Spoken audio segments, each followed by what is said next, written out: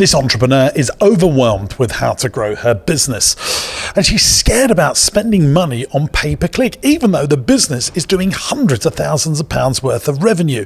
That simple little investment into marketing could really explode the business, because all she needs is more leads. Let's have this powerful conversation. Hello, guys. Not cut it out.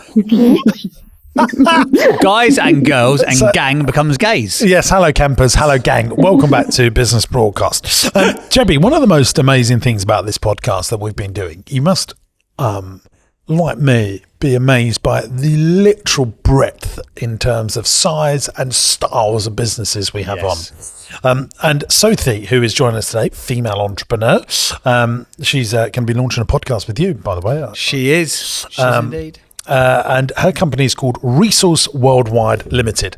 Now, if I can just explain the business, if you've got a need in your business, maybe you need a PA, you need a software engineer, but you can't afford it in the UK and you don't need them full time, maybe you could outsource it to the Philippines and scoop up some amazing talent there and get them to remotely do stuff for your business. I'm not a big fan of this, by the way, especially remote PAs. I just don't see how that's good. You know, how can your PA from the Philippines go and get your lunch or fill up your car or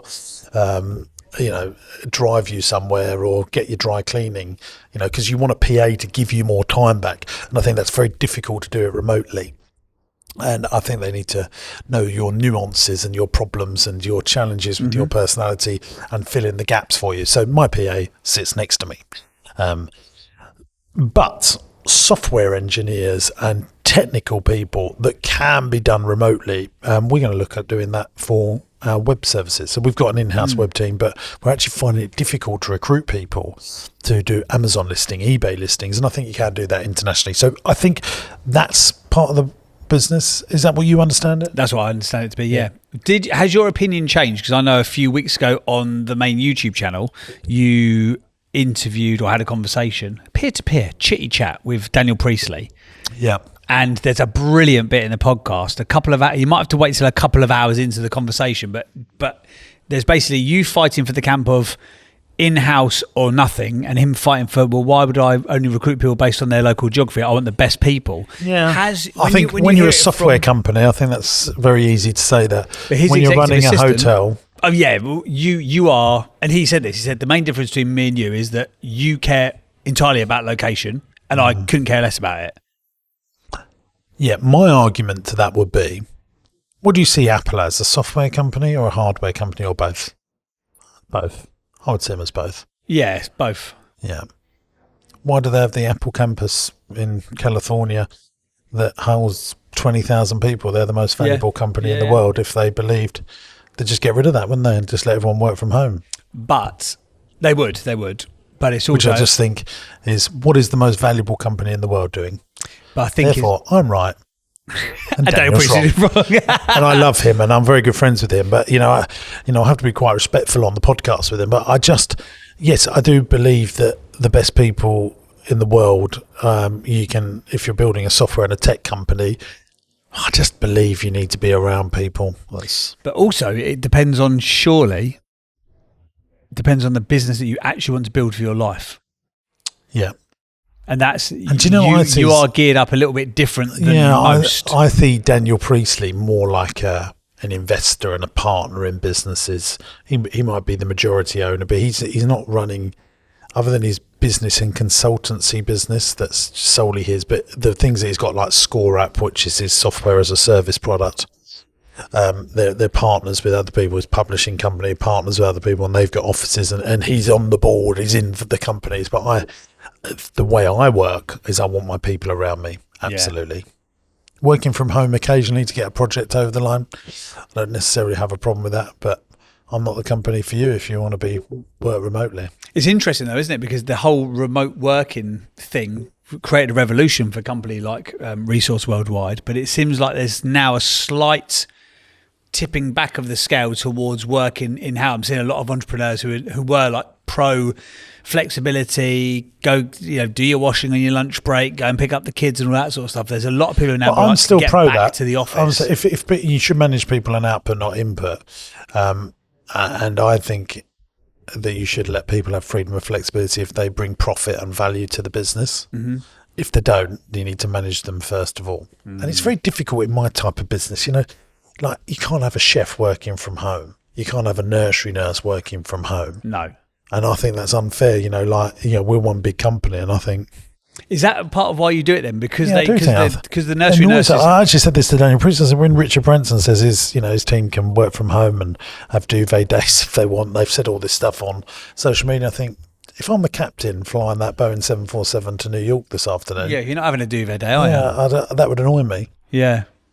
So do you do it? But my executive can work from home if because I trust them and that we manage them on output. But if we find people are not present, then we pull them up on it. We want you to be present in the business. We want you to be visible in the business. And if I see it happening, I let it fly a few times, and then that's the beginning of the end of the road with us. So do you have a blanket rule across the business? Because you have got people who've got to be on Saturday morning at 7 a.m. They need to be in a car park, putting people in the right places to walk around a farm park. Yeah. Because some people have that job, and the chef has got to be there to cook, and the nursery staff have to be there to open up to let the kids in. Because you've got bods on the ground that have to do that stuff. Is that why you bring the executive team in-house to a location at a time? I want my senior team around me as well, because that's how I best feed off of them and they feed off of me, and I think communication is better. I think human beings need to be around other human beings. I think there is a 5% of people that be little hermit crabs at home, but that ain't my style. Fair enough. But this thing that we're doing here with Sophie's business, if you can get software developers and stuff for a fraction of the price than what you could get them in the UK, and actually get them because you can't find the people in the UK, then that is something that technology allows you to do. I can see the value of this business as well. Having recruited, and you've recruited a hell of a lot more people than I have, but when I started out, in fact, the first time I spoke to Sophie, which was about 3 years ago, which might come up in the conversation, I had as me in the business full time, a PA, which I only employed a PA because you'd said that you'd employed a PA. So I was like, that must be a good idea then. I'll just follow his playbook. If he's done it, I'll do it. And then I had 7 outsourcers. And just managing the outsourcers was an absolute categoric pain in the butt. And then just finding the right people took so long. And there was probably lots of companies like Sophie's out there who go, we'll find you the right person. I was like, yeah, but I could just find them. Well, I'll go on my jobs.ph. Funny you say that, because Janky is my commercial director. We said, look, we need to develop more onto Amazon. We need to put more listings on our website. And we know how to do that internally. We've got sort of 4 people in that team that do that. But we're running out of time and not getting it done. Just another disaster or another fire needs putting out first, and other demands in the business. I said, well, let's try and recruit someone. We just can't find the person. We've got ads out, blah blah blah. And I said, let's ask someone in the Philippines, that can do all that for us, and we get our web team internal to manage a team in the Philippines, and then we finish it off here in the UK. And I think that is smart. Definitely. Well, let's talk about this business then, shall we? Because it might not be a model that you utilise in your business, Jim, but it's definitely a model that a lot of businesses are now utilising. So the company's Resource Worldwide. She's been training for 4 to 5 years, and she's doing 60 grand a month. Not bad going in 4 or 5 years. Has she got team members? Yes. If so, how many? 9. Challenge 1, massive overwhelm. And in the pre-chat, that came up about 15 times. There's a lot of overwhelm happening here. God love her. She started this company. She runs it with her husband. I think there's family, babies, kids, childcare, all those other challenges as well. Which actually brings us on to challenge number 2, balancing being a mum, wife, daughter, sister, friend while building a business. Challenge number 3, taking one small step at a time. I have a huge vision, and we really are struggling to break down the steps to get to the next level. Well, that's going to be interesting. The big steps, but how do you incrementally, the big vision, but the incremental little steps, that'd be interesting to discuss.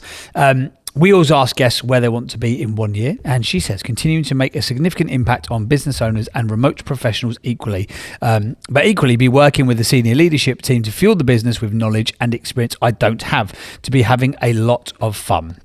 Speaking and sharing my experiences and bringing value on more podcasts and at more events, continuing to be a good mum, wife. And right now, this exact time next year, I'd like to be on a skiing holiday. I think we've got everything she wants from a business is becoming quite clear just in that one statement, isn't it? The ongoing vision is to contribute and find ways that she can help people in the local community, again, through opportunities and through education and inspiration, as opposed to just handouts, especially children, helping less fortunate children have experiences that drive them to want to change their path. To always be present with the family and friends, and to never sacrifice time for money, to be an example of how this can be done. She continues, to be super healthy and aware of how my health will impact my ability to achieve the rest of my goals that I've set out, and also to lead by example to my boys. She wants to also prioritise herself, and then Dan, who I imagine is a significant other, and then the boys, by looking after herself and filling her cup. I love the way she's put her husband ahead of her children. Yeah, well, yeah, that's interesting, isn't it? My wife would definitely not be doing that order. She'd be doing kids, everybody else, herself, friends, and then me a distant ninth. Who's he? Yeah, who's that guy? Oh, sometimes lives here. But looking after myself and filling my cup to always be in a better position to support Dan. If our relationship is happy and healthy, the boys will be too. To always have. This last paragraph, I just think is wonderful. Can you read that one and really take this one here? To always have a significant abundance of cash. More cash available equals more impact, equals more opportunities to bring everything into balance, create multiple streams of income, cash generating more cash, and keep following the flow. Well, I think by actually stating that and writing that, you've got a way better chance of having that. And we speak about this, JB and I, people that we have on the show, the way they talk and the way they structure their language usually is a result of what they have. Yes. You're going to have a chance of having this stuff if this is how you talk. Yeah. Yeah, definitely. You can talk it into reality. It sounds a bit woo-woo, but it's so true. You see it so often, don't you? You see it so frequently.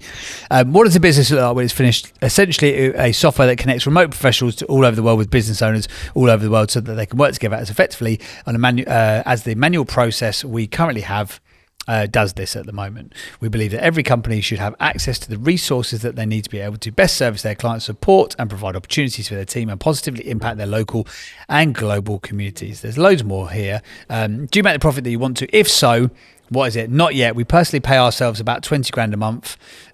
We want to pay ourselves 20. I was about to say, bloody hell, she's doing it right. How much do you want, woman? We personally want to pay ourselves 20 grand a month. We're currently paying ourselves 8. Ultimately, the goal is 83,000 a month from past. That's a very specific number, isn't it? Yeah. I imagine what's that going to be? £500,000 isn't it? Or something over the 12 months. 83 grand a month from passive investments. Business made 56,000 profit last year, third year, and is doubling in revenue each year. Should we get her on and talk to her about this business, this resources of worldwide talent that she does? Yeah. Let's do it, shall we? Sophie, are you there? I am. Thank you for the introduction. Sophie, in your own words, can you just, tell us what the business is in case we've made a hash of it? No, you did it. You did a great job of it. I will give you the very short version because there is, like most businesses, a long story of how it came about. But where we are now is we work with businesses all over the world, mainly in the UK and the States, who are struggling to fill a specific role in their company, either because they don't have the skills locally or they can't find the person with the skills locally, or because the skills are in a candidate-driven market. So the price that the candidate wants is more than the budget that the company would allow for it. So we look at creating that role and we send it over to our operations team in the Philippines, who will bring candidates forward for the clients, and then we support them with everything as far as working with remote professionals is concerned. So we support them with the onboarding, the ongoing management, the HR, the payroll, the legalities, the security, all of those aspects, so that our clients can just focus on building their businesses or building their departments or whatever it might be. Just to give listeners an idea, so if you wanted a software developer from the Philippines, what sort of salary are we looking at? It depends. If you went direct and if you went to other agencies who are not us, for example, they can pay very, very low. I wouldn't recommend that, which is one of the reasons we set Resource Worldwide up, to avoid exploitation of people in the Philippines. So for us, for a software developer, depending on exactly what their skills are, it would range between £18 to £22 an hour. £18. What does that work out? Is that how you do it, Sophie? Do you sort of on an hourly basis, or do you recruit for full-time roles, or how do you do it? Yeah, so we recruit part-time or full-time, so 20 hours upwards. And it's always hourly that we charge, because it gives the clients flexibility as well. So if they need like overtime, they can just go, oh, we want an extra 10 hours next week or whatever it might be, if they've got a bigger project coming in. And then, so for 42 grand a year, you've got a software developer. I've just sort of worked that out on your rate. And then do you take a cut off of that 42 and pay the worker out of that? So you're like a recruitment temp agency? Yeah, so it includes all of the fees. So we don't have any other fees associated for the clients.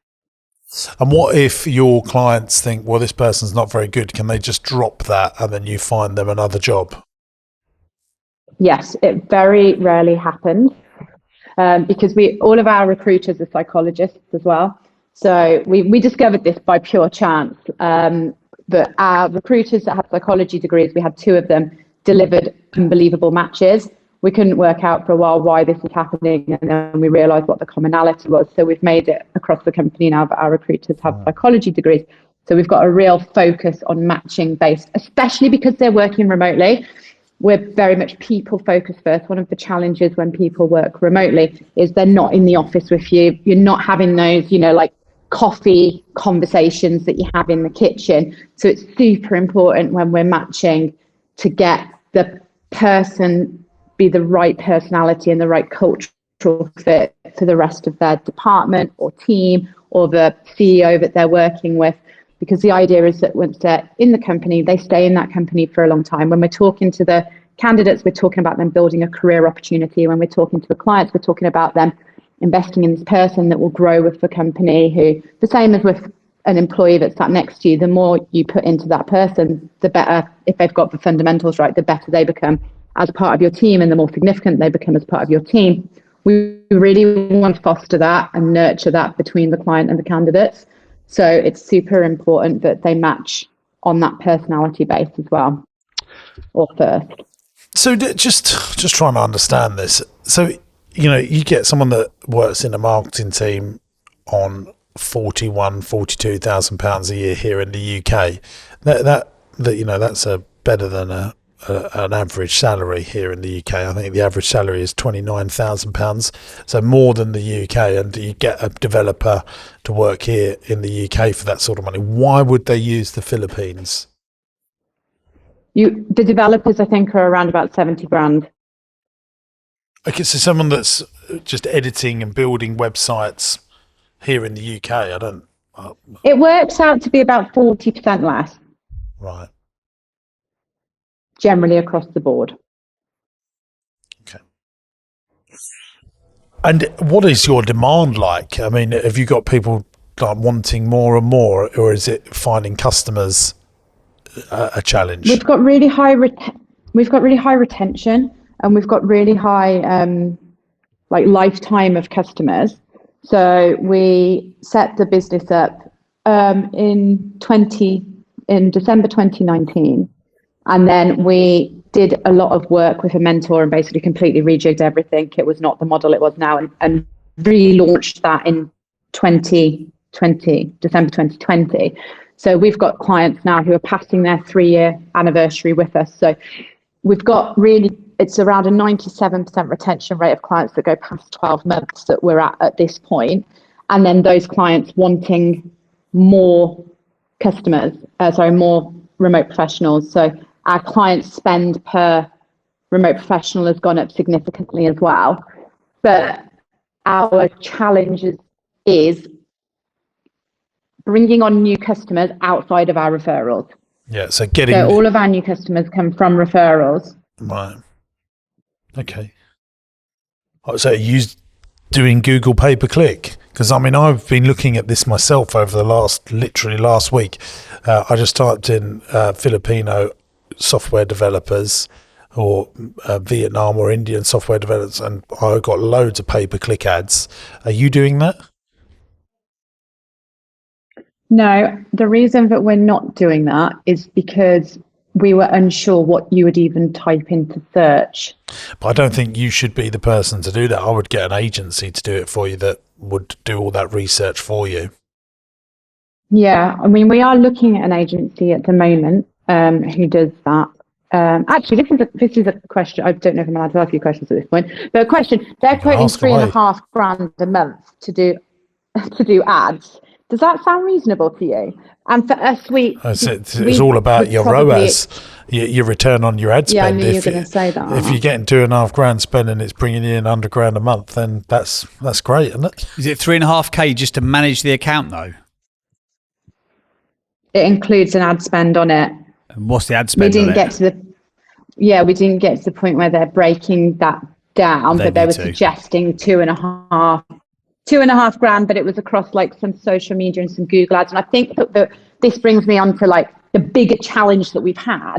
So James, you just said then I've been looking at Filipino software developers, for example, because we haven't, and this may be me actually, but because we haven't committed to this is our target market, like we're still going, our target market's growing businesses who have got 1 to 50 employees who are struggling to fill a skills gap, instead of going, right, our target market is companies who are looking for software developers, or our target market is companies who are looking for process control engineers. Or the niche headline is much better than the broader headline, Never and forget. Much easier to market to. Absolutely. Amazon sold books in 1994 and have broadened over a period of 25 years. Absolutely niche down, first of all, for sure. Yeah. Okay. So one of the challenges really is to get to your cash is getting more leads and more customers. Yeah, I think content marketing and doing podcasts and having an email list, you should be doing all of that good stuff. But that takes time to build. That's an investment that you've got to build into the business. But to get the instant shot in the arm, to get the vaccine to solve the business's leads problem, Google PPC is the way forward, isn't it? Specifically with niching, as you've just said. Yeah, I mean, you just got to remember, market message media, the fundamentals of marketing. Who's your market? What's the message to them? And then what media are you going to use to find them? And you should be doing the content marketing as well. The content marketing will give you the best leads if you explain it and you do the podcast rounds, speak on stages at business events if you can do that, with testimonials and stories. You need stories. That's what you need to be sharing in your content. Is this company came to me with XYZ problem and this is how we solved it, rather than say, we can give you this, we can give you that, we can give you this and we can give you that. Like, the stories are really important. What do you think, JB? Yeah, I think the other thing you've got to remember, Sophie, is the fact that when you're saying you'd save 40%, for example, at the moment in time that they're probably looking to recruit, they might have a broad brushstroke idea of what it's going to cost them, 30, 40, 50 grand, but saving them, 60% of that amount of money isn't really relative to them at that point in time. You need to sell them on the outcome. Yeah. Which is like, this is what this person can do for you. This is what a remote team could do for you. This is what this person in your business could do for you. And without selling the percentage saving. And obviously in marketing, we talk absolutely. about risk reversal. What's the risk of me doing business with Sophie and her team? Well, you reverse the risk by saying, we're based in the UK and the Philippines. So yeah, you can go and do this yourself. Crack on Google, go and try and find your own people. But we've got a team in both countries, so we can, the risk of this going wrong is minimised. And if you don't like the member of staff, we'll find you another one. We'll flirt with you till we find the right marriage for you. And marriage for you. And I think that because because I'm literally doing this myself. I'm thinking, what's the risk? Well, I could get someone here and get them in, and they're useless. And I haven't got anyone in the Philippines to manage it. And I think that's a real big string to your bow. That you're a great USP. Yeah. Because otherwise people are going to compare you, unfortunately, with Upwork, Fiverr and onlinejobs.ph. That's your real competition in that space. And they're going to look at, right, well, hang on a second. Because realistically, with your margin built into it, there's probably, if someone's, that software engineer is £18, £22 per hour. If you go direct, they're probably 12, 15 quid an hour, aren't they? And you've got to justify why they're going to pay you the extra 3, 4, 5 quid per hour. But it's the specialist skills that you've got. People will only realise how painful it is to do it once they've done it themselves. So you'll probably get a lot of people who have already tried to DIY it, like me. Like, I wouldn't do it by myself now. I would 100% come to someone like you if I needed remote staff moving forwards. But you are going to have to, as Jim said with the risk reversal thing, you are going to have to make it really, really obvious why you justify the additional couple of quid per hour, because that's how people are going to look at it, I think.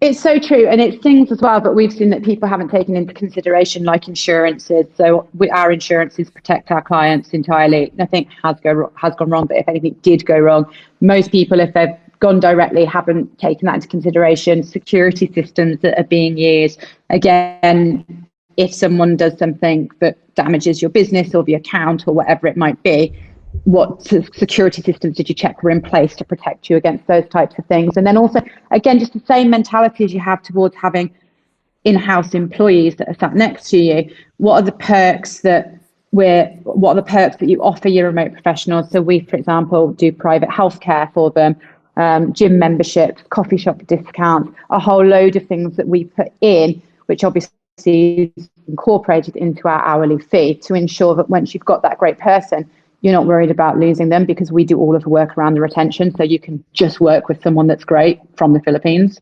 One of the biggest shocks to me is that it's not much different to the UK now. I thought you could have software developers like for £18,000-20,000 a year in the Philippines, but because web development isn't the big smart thing it was 10 years ago. You know, you can get web developers for 35 grand a year now here in the UK. So that probably wouldn't be someone that you would hire. Where we look at, for example, we've just had this placement, is Shopify liquid coders, which are really hard to find in the UK. Well, this is talk to me, because we're building a Shopify. It's all for Shopify that I want someone. So what's educate me, baby. Come on, Sophie, this has now become a sales pitch. Yeah, what's a Shopify liquid coder? Yeah, and also to be clear, I am definitely not the technical person. I have someone in my team that specifically deals with all of the tech requests that we get. So Shopify, I believe Shopify has interface which is drag and drop. But I also believe you can do liquid coding. Well, you can do liquid coding. But liquid coding, does that mean, you can write your own code? Yeah, so you can... Yeah, you can write your own code for Shopify to make it do all sorts of fancy things. We do some now, of that. That skill set is not... There's not a huge amount of that skill set in the UK. I believe it's a high price point. So, and also, if you want someone to do that for 20 hours a week, it's going to be much harder to employ someone in the UK to do it part-time, because they're more likely going to want to go after full-time opportunities. So that is a classic example of where we would be able to come in and solve that problem. I think that is the big thing, isn't it? Like, if you want someone full-time, the difference probably isn't as much for big high developers. But if you want someone part-time, it probably does matter. And this is the thing, like, these are the points that you need to understand to put into your marketing. It's interesting that. So I honestly think Google PPC is the answer to get more customers for you, because you can find the staff, can you? That's not the issue. You can get the people in the Philippines. It's just you can't. You haven't got enough leads coming in. Is that the challenge? In a nutshell? Yeah, 100%. Well, so we've got like I said, the only leads we get is the referrals, but that's also because we're not doing anything actively really to get new customers, because we're kind of, what do we need to do? But one thing I have changed in the last 3 weeks is I'm going to take full responsibility for this, because I can't go around saying I want to do this and change the world and make this impact and do that, and then be like, but I'm just not sure how to get leads in. I need to face this head on now. I mean, my personal opinion is £2,500 a month on. I know you probably don't want to hear this, but for the revenues you're doing, I don't think that's enough on PPC. My understanding of how most PPC agencies work, they take 10% of your spend. So if you're only spending £2,500, they ain't going to do all this work for £250 a month.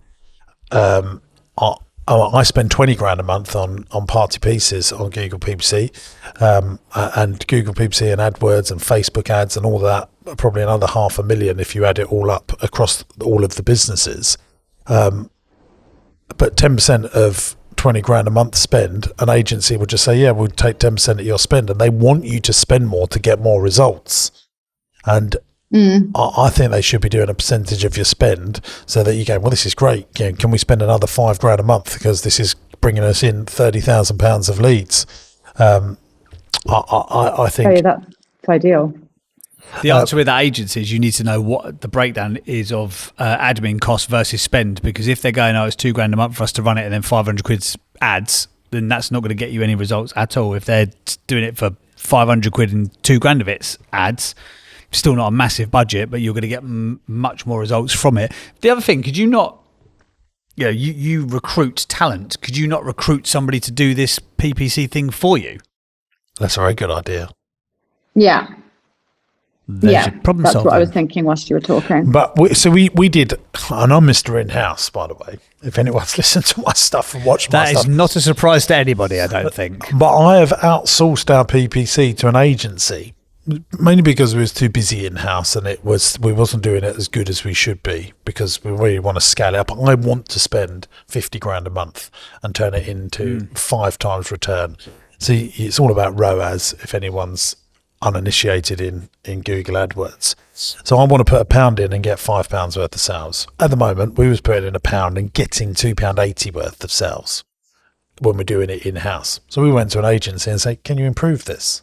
So I think you're doing it in-house, seeing what you can achieve, then getting an agency to do it, but you can do it both. It keeps them accountable because they know, well, we've got some skill set of doing this in-house. We know the right questions to ask to make sure that we're not being fed a pack of lies. So I would be, just having a dual approach to that, because sometimes an agency, if they're spending £1 million a month on ads with all their collective customers, they're going to know more than me, aren't they, where I'm only spending 20 grand a month. So on this rare occasion, I do think PPC agencies can be better than in-house sometimes. I think with Google PPC, I hadn't thought about at this stage for us. We'd started to look into it, and I think I was just a little fearful of us doing a spend, because as well, every agency that I've spoken to, and the one we're closest to is the 3.5 grand one, they're kind of like, it takes 3 months before you start to see a return. Well, I think that's true. Yeah, I think that is true. So I was like, we're spending close to 10 grand. But on ads. I can absolutely tell you that if you get Google ads right, it works. Okay. And that's why Google's one of the most valuable companies in the world. Google are Google because if you get it right, it works. I can tell you Facebook ads, if you get it right, it works. And I'm telling you now, I have absolutely zero problems spending 50 grand a month with Larry and Serge at Google, giving them even more money as long as I can get 5 times return. But what's really great about your business, so my average order value on Party Pieces is £35, I think it is at the moment, James. But if you recruit someone at £41,200 and you're getting, 15, 20% of that £41,000, your profit is way more than my £35. I need lots and lots and lots of them per customer. Yeah, so I think that's another massive string to your bow that you've got over my business. Yeah, absolutely. And the reason why Google is so good, by the way, is because it's intent-based marketing. Yeah. People only go and Google it when they're really serious about taking a step. Absolutely. Facebook and Instagram and TikTok is great, and they go, you're getting a 4-cent, impression, blah blah blah. But you're interrupting people. You're interrupting them scrolling for entertainment from friends' photos and for cat meme videos or whatever. But Google, you are searching for the term, which is why it is so expensive. I think the other place you should definitely be having a look at is LinkedIn. Can I just say, who do we have the pizza company. They were on the podcast 6 weeks ago. Pizza Post. And he was doing 20 grand a month, wasn't he? That's right. And turning that into 180 grand a month. Yeah. And he goes to people's weddings supplying pizzas. Yeah, but a boutique sort of fired pizza van, wasn't it? Yeah, he was a 22-year-old whippersnapper, wasn't he? Yeah. You know, and he's like, I'm putting 20 grand in and I'm getting 180 grand's worth of sales each month. He built that business into a £2 million business literally in a couple of years on the back of Google AdWords, period. Yeah. Really? Yeah. Solely Go and from listen that. to the episode, Okay. which is not Yeah, out yet that- because we I make mean, them so in advance, but it will be out in about 3 weeks. What a cliffhanger, I though. was- What a cliffhanger. Yeah. We can't wait to listen to it. You've made that sound really quite simple. Do you think that I am overcomplicating? I feel like, and you kind of went through this in the intro. Because what because you're I have, doing like, my here, mum though, head Sophie, on. is you're doing risk reversal marketing. I'm going to put £10,000 in. What's the risk to me? I don't own Google. I've got no shares in Google. But last time I checked, they're a pretty sizable company. And last time I checked, some pretty big brands spend some money with Google, including me. Come on, people are not doing it for shits and giggles. They believe that it's giving them a return. And what I also do know is I think sometimes people go, I spent 300 quid on Google and I didn't make 100 million pounds overnight. You know, I'm afraid you do have to put some money into the machine so it can do the learnings to work out if it works for you. And then what you're going to do is back that up by making really good content, podcast videos that actually when people have spent some Google PPC, gone on your website, go, I'm going to research this company to risk reversal. The content will be the risk reversal. Yes, absolutely. And I'm comfortable with doing that because there's enough stories as well. As you said, the amount of stories that we've acquired now over the last 3 years, different case studies, examples, we've got a lot of them on the website. It gives me a lot of content to talk about, which 3 years ago, which 3 years ago, that was another thing really holding me back. I didn't feel like there was enough things for me to talk about. I'll tell you what I'd like you to do, because I think the make or break of this is going to be that agency. Ask them, if you haven't already got it, you've got my email details, which we already know. Yeah, forward me their pitch deck and I will have a look at it. I know and if an they agency haven't as well. sent you a good pitch deck, get them to create one and say, we've got a fractional brand director that we sometimes use. He's going to scan his eyes across this. That's good, that, isn't it? Fractional brand director. Not bad director. What are you talking about? Fancy. Do you not see that? Based in Bromley. Excuse me, From have you the know that Philippines. I was on the GB News getting Yeah, mugged I off was, for my maths for being a brand consultant the other day. So you just hush your beef over there. I've been on GB News more than I've Oh, cups here of tea. he goes. Rah. So we're trying to help Sophie here, all right? Park your ego in the corner. But yeah, send that over to me. And because sometimes, do you know what, with agencies, when they know that someone else who talks marketing language is going to look at something, they all of a sudden try a little bit harder. Oh, there you go. Not one enough. Right, you've got some questions to ask us. Let's fire up the questions jingle, JB. Yes. Sophie, because we've got just a couple of minutes left and we want to make sure that you get maximum value from it, you submitted some questions earlier for multi-entrepreneur and egomaniac James Sinclair. If you can whittle that down to one key killer question, Sophie, what would your question be?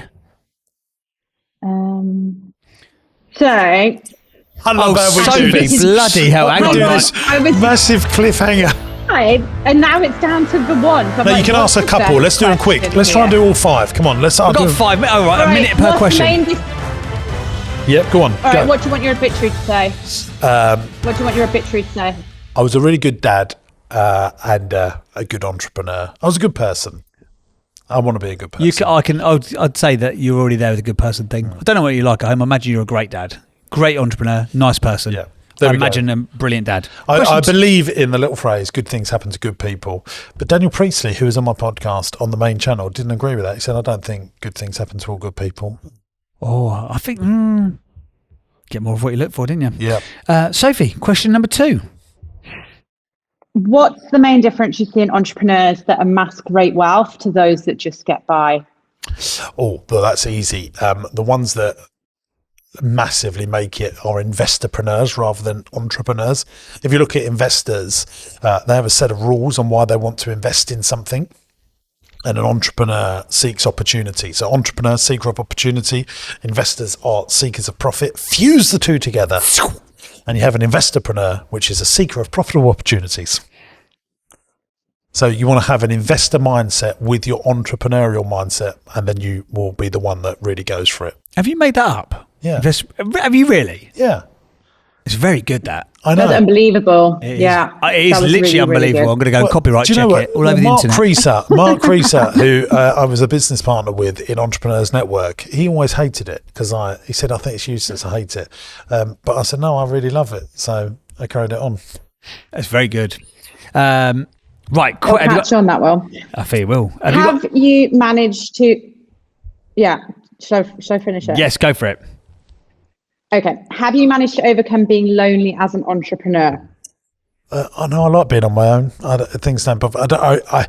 I realise that the big stuff only I can deal with. Most people don't understand it. You know, I've got a payroll next week and I've got to find £500,000 and or £1 million, and there's been lonely times where I thought, Ross, I haven't really got this. What am I going to do? And I always get over the line, or someone's done me over. It is a lonelier place to be, being an entrepreneur, and that's why I think a lot of people don't do it, because it is hard.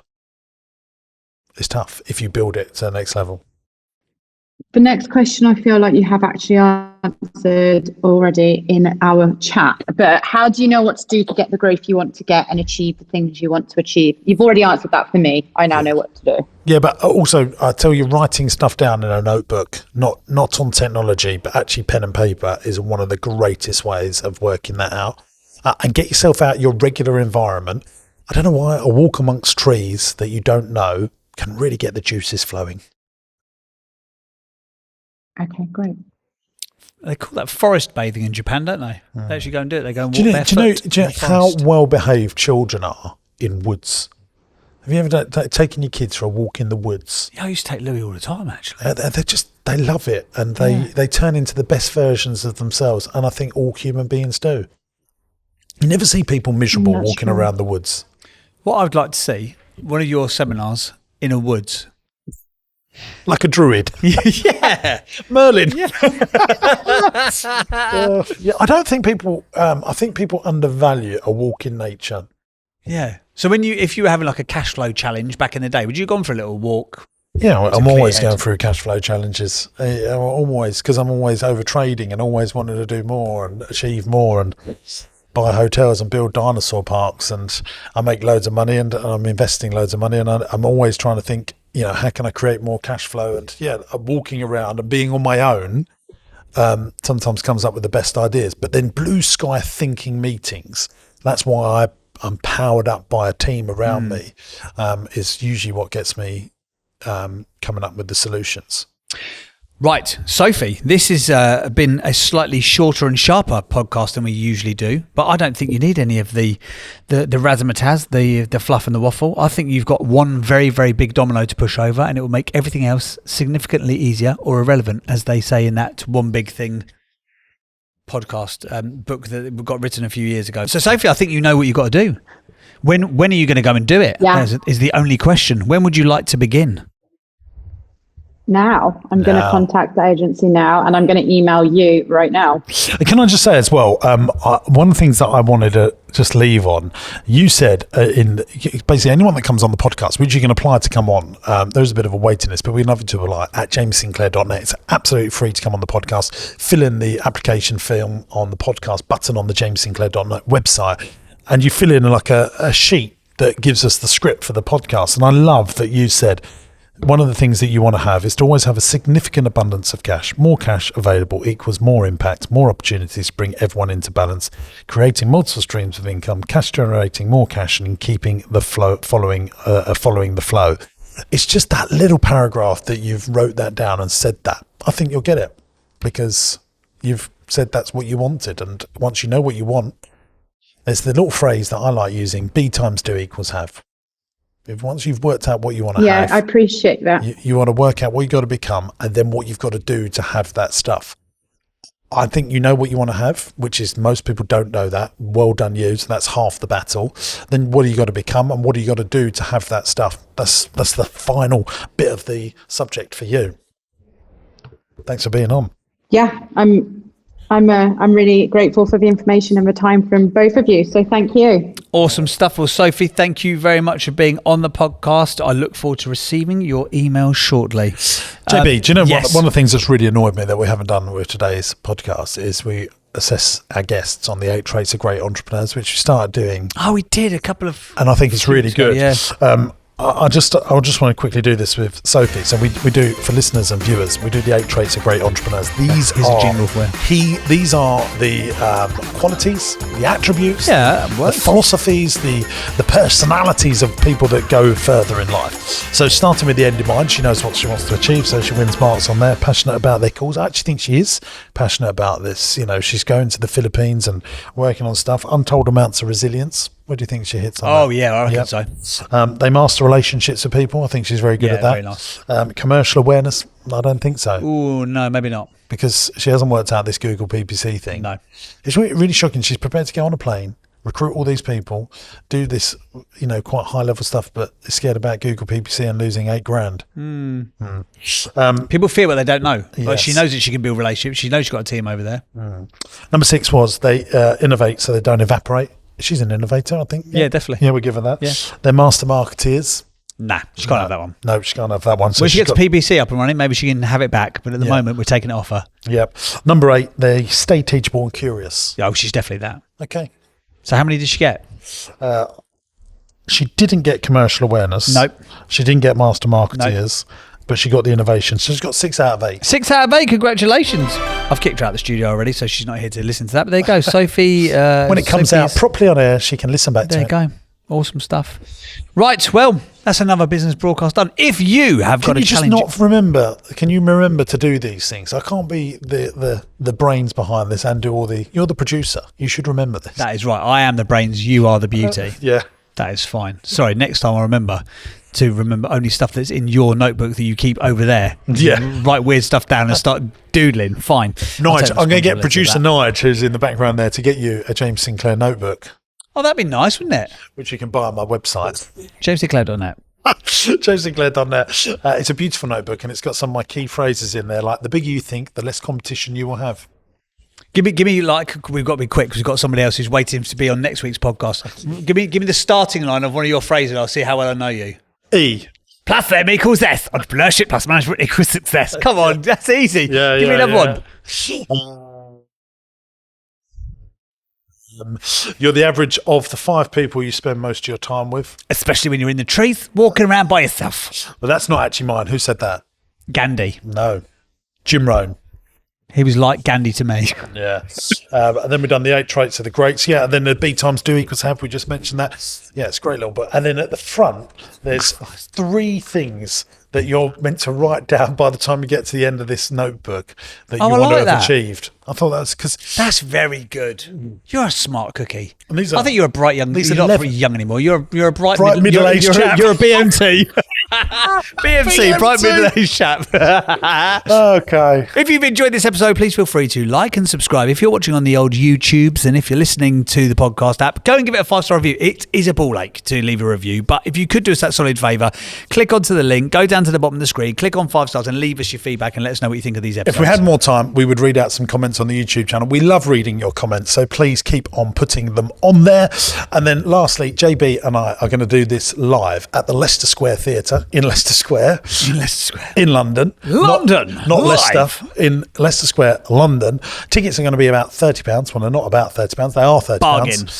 To spend an evening with us to help grow your business. We're going to do a Q&A, live podcast. This is going to be a great evening. We'd love to see you there. £30 is an absolute bargain, and that includes vodka and tonic, VAT, ladies and gents. Not the drink. No. Stop doing that. People will be coming and going, where's my drink token? Yeah. And you can buy them on the website, jamessinclair.net. Click on events and you'll see the link to it. See you there, gang. Thanks for listening. Ta-da.